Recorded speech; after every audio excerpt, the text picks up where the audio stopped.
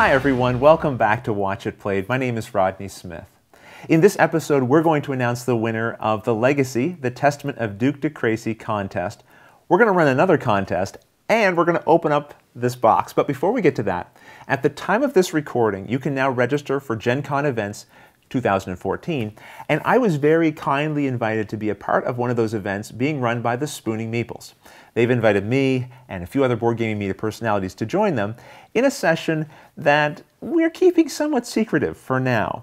I can tell you a game will be played. If you attend, you'll be able to participate in the game, and if all goes well, we're hoping to have a very unique special memento to give away to people who attend. So hopefully this is something you'll consider. I'll put a link to it in the description of this video. It's entirely free. Love to see you there. Now before we get to the winner of the Legacy contest, we're going to be running another contest, and here's why. You might remember Ralph Hodge sent us these really nice looking dice bags that he made himself. They have the Marvel characters on the outside. The inside has a different fabric. There's even a meeple on the drawstring. These are really nice. Well, he sent us a bunch extra. Why? So we could give them away, which I thought was incredibly nice. So to enter this contest, it's very simple. All you have to do is send an email to watchitplayedcontest@outlook.com. You have to put in the subject heading, dice bags. Make sure that's what you put in the subject heading. That will allow me to sort the contest entries. You don't have to include a message if you don't want to. If you do, I do read all of the emails. I don't write back to them because that would be a lot of extra emails to write. But don't worry.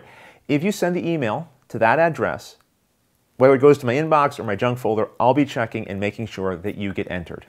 You have until the end of May, which is May 31st, 2014, to enter this contest. Shortly after that, we'll do a draw, and there'll be 5 different winners. Okay, one last thing, and then we'll announce the winner for Legacy.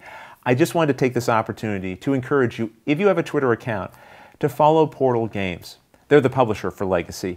The account is run by Ignacy. Not only is he a publisher and designer, but he's also incredibly charming, very nice, and involved in the board gaming community. I'm losing my voice. I was out last night playing party games with non-gamer friends, who I'm pretty sure I now have to call gamer friends because they were wild. Okay, that's much better. I wanted to say, first of all, Ignacy did not ask me to plug his Twitter account. This is something I wanted to do for him because he very kindly was the one who offered to give us a copy of the game to give away to one of our viewers. And I really like it when publishers who appreciate what we're doing, support the idea of it, know that we have an enthusiastic audience that appreciates it as well. So if you have an opportunity, if you're interested in following his account, I think you'll enjoy the content that he creates as well. And if you want to say hello and you're from Watch It Played, I think he'd get a kick out of that. But now, let me get Andrea. She's going to join me, and we're going to announce the winner of the Legacy game. All right, now it's time, finally, to announce the winner of Legacy. And we've been joined by Andrea Smith. That's right. Welcome back. Great to have you. Thank you. It's been a little while. It has been a while, but it's nice to be back in the cold basement. It is cold in this basement. But we're going to warm somebody's heart who's going to win. Okay, that was corny. Someone's going to win Legacy. All right, let's just get to this. We've got a list of all the people who've entered and could potentially win this copy of Legacy. And then this is a randomizer app. When I tap the screen, we're going to get a number, 233, which Andrea is going to look up and tell us who won. Ready? Yes. John Kearns. Kearns? Let me see. Yes, I couldn't have mispronounced that any better myself. John Kearns, you are the winner of Legacy. So I will send you an email, and you can hopefully get back to me right away, and we can get your address, and then get that copy of Legacy out to you. Congratulations.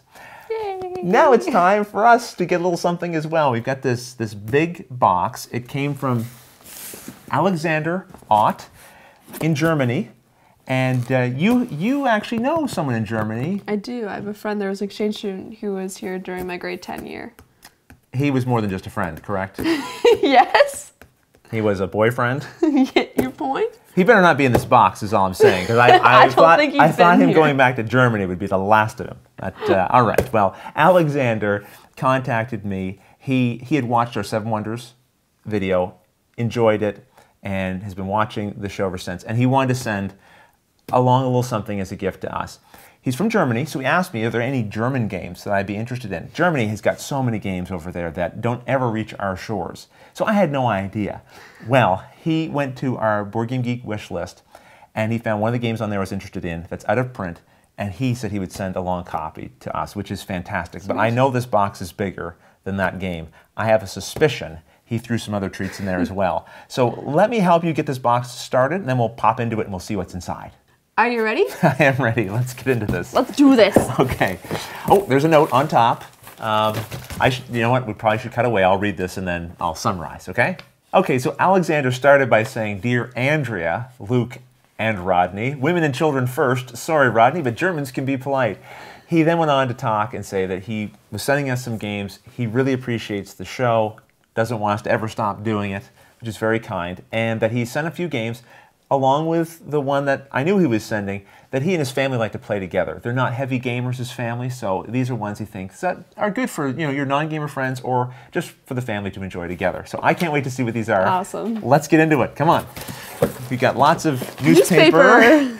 And, okay, so this must be one of the games that I didn't know about. This one's called Tours.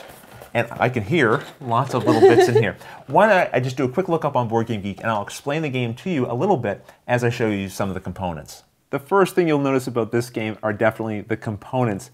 In the game, you're going to be building up these castles and then trying to position your knights to score them. You also have action cards that allow you to do special things to help influence the outcome and manage your resources the most efficiently. And there's more. There certainly is. Okay, so this one is called Ligretto, and it is, by the picture I'm seeing here, definitely a family game. Here, each player is going to have their own sets of cards numbered 1 to 10 in 4 different colors. Some of these will go face up on the table, others will go into your hand, and then the rest will be this face-up stack that you're trying to empty. The catch is, everyone's playing all at once at the same time. So it's really about how quickly you can create the sets you need to drain the cards from that stack first. German newspaper! Yes. Catch up on our German news later. But for now, let's get on to the German games. All right, Scotland Yard. Well, this is an old classic, and I don't know if you'll believe this or not, I have not played Scotland Yard. I've never heard of it before. I'm certainly familiar with the game. In it, I believe it's 3 to 6 players. One person's playing, I think, the criminal, trying to escape, and the other players are Scotland Yard, trying to track them down throughout the city. So, thanks, this is great. And you know what's really neat about these games? I don't know if you can tell or not, but these are the German versions of the games.